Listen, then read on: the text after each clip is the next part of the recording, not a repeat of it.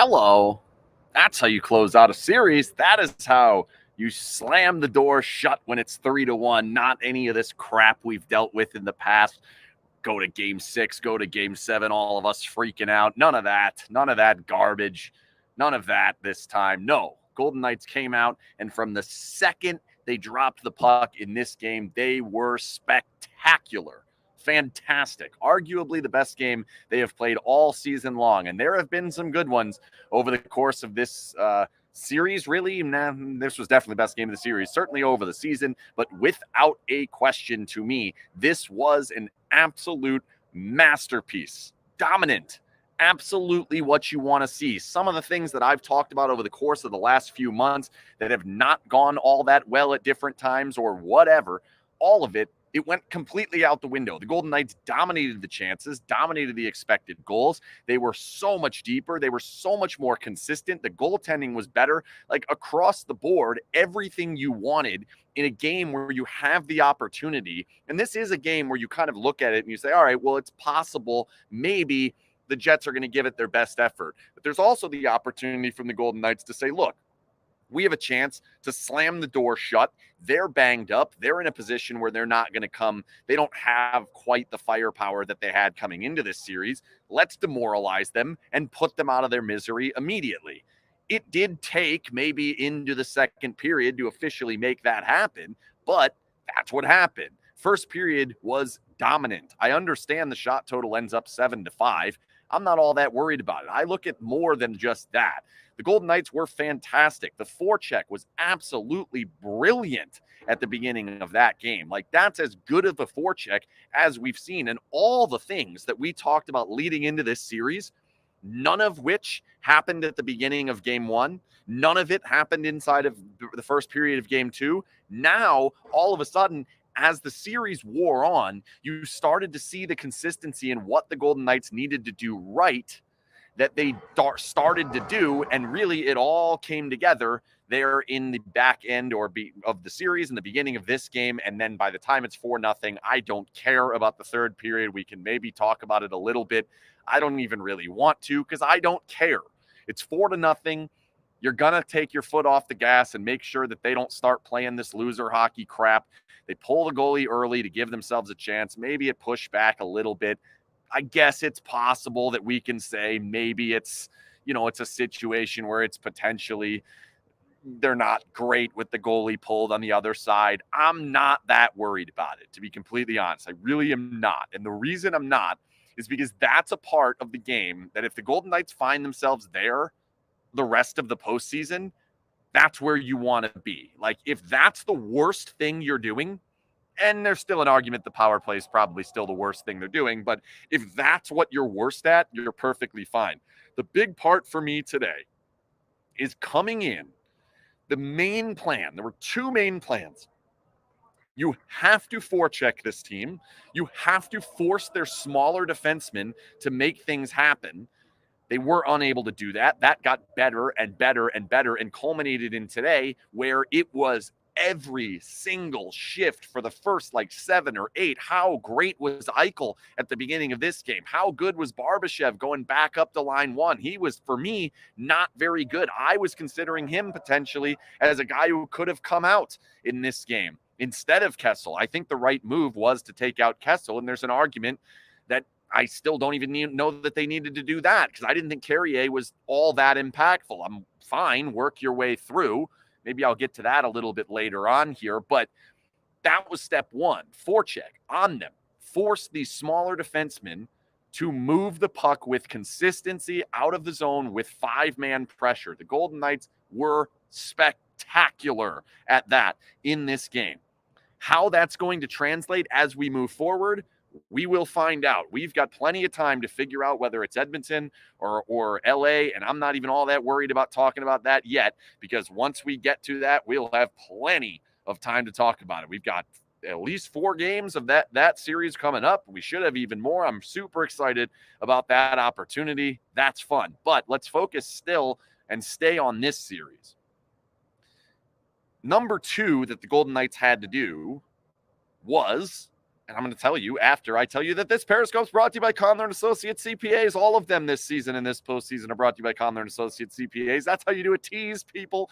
You give them half of it, and then you tell the ad. Go to conlercpa.com and tell them that SinBin sent you, and they'll hook you up with a free consultation. They are a fantastic family-owned company locally here in Vegas. Great CPAs, great family, huge Golden Knights fans, and they can help you with your taxes, crypto taxes, gambling taxes, business taxes, you name it, even if it's simple stuff. Call them up. Tell them SinBin sent you. They are my favorite. Awesome people over there. Number 2 was the Golden Knights had to be able to cleanly break out of their zone.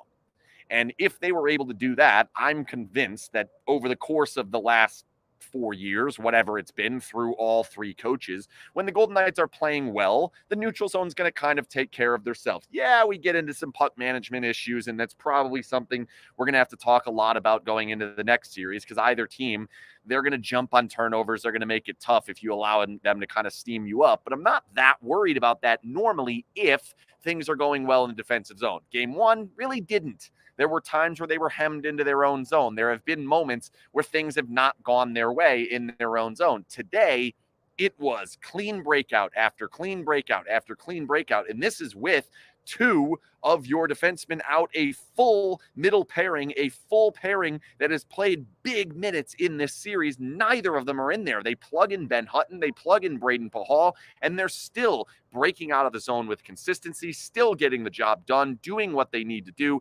That was fantastic as well. Like, there's really not a part of this game that I have much of any problem with. All 4 lines I thought did their job.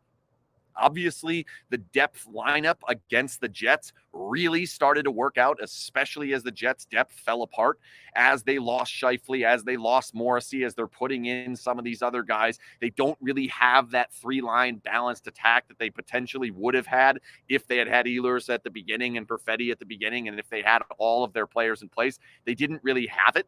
And because of that, they were expecting a little bit more out of some other guys down the lineup, or just their top guys to absolutely dominate. It happened in game 1.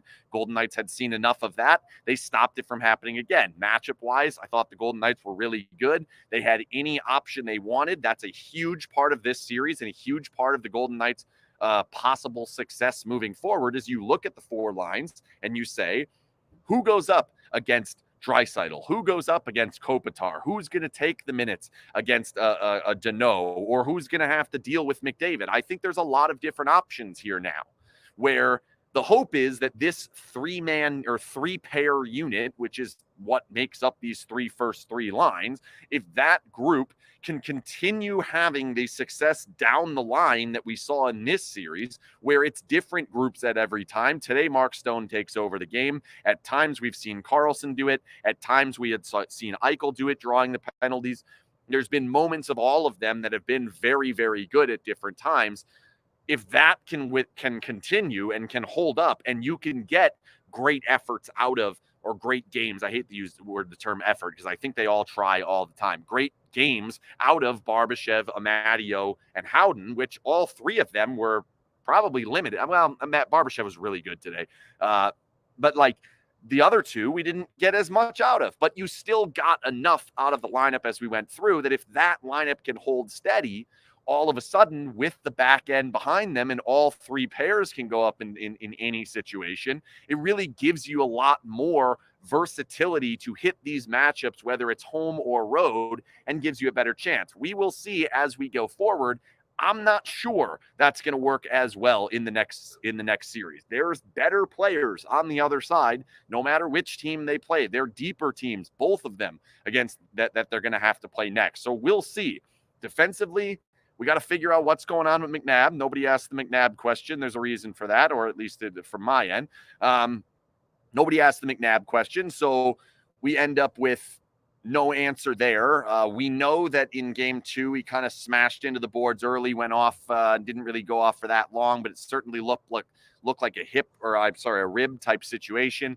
Then again, it happens in game 4. He missed a 5 or 4-on-4 shift that it looked like he was going to take, and then he ends up coming back for just a little bit of the back end. 2 days off, flight, we get back. We've got a game 5. I thought Cassidy made it pretty clear earlier today that he was not all that concerned about what the score is in the series. We're just going to put our best team out there.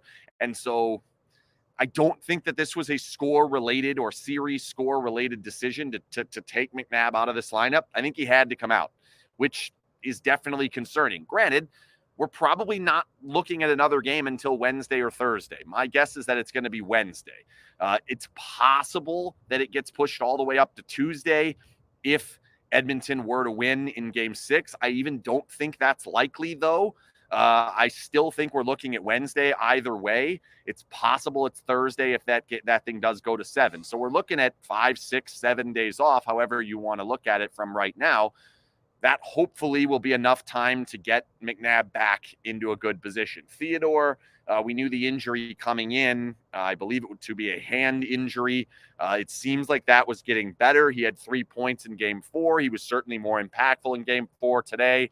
Takes warm-ups. He had been there in practice. They described it as an illness. The hope is 7 days later, 6, 7 days later, we're not going to have to worry about that one anymore. So I feel okay in regards to that. I don't expect Braden McNabb to be out too long. However, he missed a game. He missed a playoff game. When a guy misses a playoff game, you got to kind of you perk your ears up a little bit, because they don't like to miss playoff games, nor should they like to miss playoff games. These are the biggest games of the year. You don't want to miss them. And so I guess we have to be a little bit concerned about that. Look at me figuring out how to turn the brightness up on the camera and or on my screen and make my face look a little bit better. I ordered the light for the next series, so hopefully that light comes in and I have slightly better light on these. We'll see how that goes. And that should be good. I have this big one that's in my... No one cares. Let's see. What else do we want to talk about? Brossoit was good. Brossoit made that one unbelievable save in the second period down on the other end from where I'm standing at the moment. That is a big-time save that I think at that moment pretty much ended the Jets series. Let's talk about Bowness. So Rick Bowness comes in. Yeah, shout out to Corey for putting that light in the Discord and getting it. Yeah, it was good. It was nice. It's on the way. I don't have Prime, so I didn't have it today. Sorry. I don't need Prime. I can wait the extra 4 days. So he walks into the press conference. For those of you who have not seen it, Bowness walks in and basically walks up there and starts talking before he's even sitting down, saying, "This is going to be a quick one. I'm about to get out of here. This is going to be quick." And I was like, oh, he seemed like he was kind of in a little bit of a jovial mood at the moment. Like he knows the season's over and doesn't seem that bad. That's not what happened. I don't even remember what the first question was. And he just started screaming the word pushback. There was no pushback. Our best players weren't good enough. Their best players were better than our best players. This has been a problem all season long. We haven't had the pushback. And what's interesting was he kept going back to February. They fell off the track, I guess, whatever. They were a first place team in February in the conference for a little bit.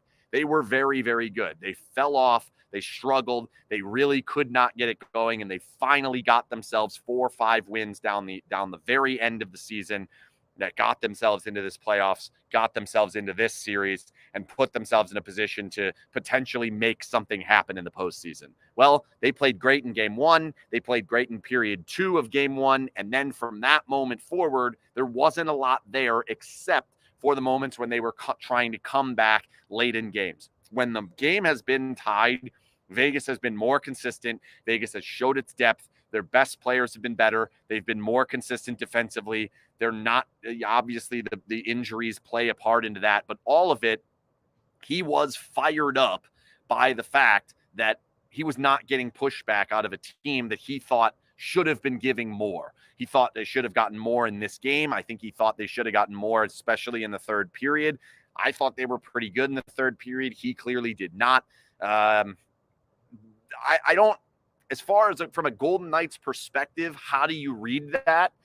There's multiple ways to do it. One of the ways is him saying, like, look, the other team was better than us. Their better players were better than us. We didn't get the pushback. And so that's one way to say, all right, he thinks the Golden Knights are better. I think there's a fair thing to read out of this. The other side is saying, look, this is an 8 seed that came in here, won a game, and then lost 4 straight. And it certainly looked coming back like, well, you're without Morrissey, you're without Scheifele, you certainly don't have a full strength Ehlers, Perfetti's not in there. You're switching defensemen. You're throwing in different fourth liners. Meanwhile, the other team is getting players back. They're getting Mark Stone back. They're getting Will Carrier back. And as the series went on, Vegas seemed to get healthier. Obviously, today, lose the 2 defensemen. But he looked at it and said, even amidst all of that, we should have been better. We should have done more in this series. And that's a part that, like, for right now, I think it's easy for the Golden Knights to kind of just throw that away, cast that aside and say, your team wasn't good enough. Our team's better. And as a fan, I don't think there's anything wrong with saying that and being a Golden Knights fan feeling that way right now. But to look at it and say, like, look, they thought they had a pretty good game plan. They proved that they could establish their game plan early, and they just could not get back to it because he thought they just did not have the response that an NHL playoff team needs to have. And Rick Bowness knows what an NHL playoff team needs to have.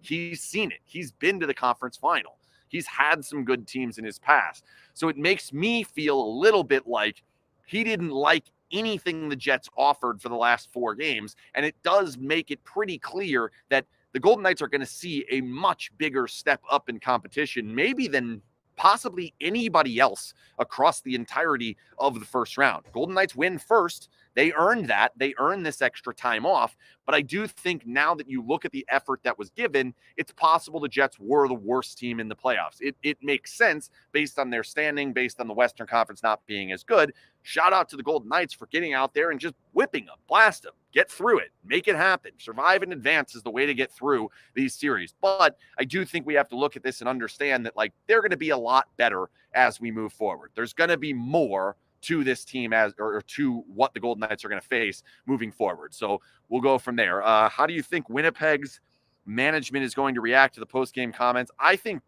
it's possible Bowness is done. I think that's probably it for him. I don't think he's all that concerned about it. I think he's looking at it saying, well, they're going to be a huge shift, and he may not even want to coach anymore. And he went nuts about it. So I get it. It is what it is. You know, older guy, and maybe he just said, you know what? I've had enough. I've seen enough. This is it. This is what this team deserves. This is what these players deserve. And maybe he thinks it'll make them better moving forward into the future. We will see. That is all I've got for tonight. I don't think that we need to go too deep here today because this game was fantastic. The series is now over. We don't have to think about the Jets anymore.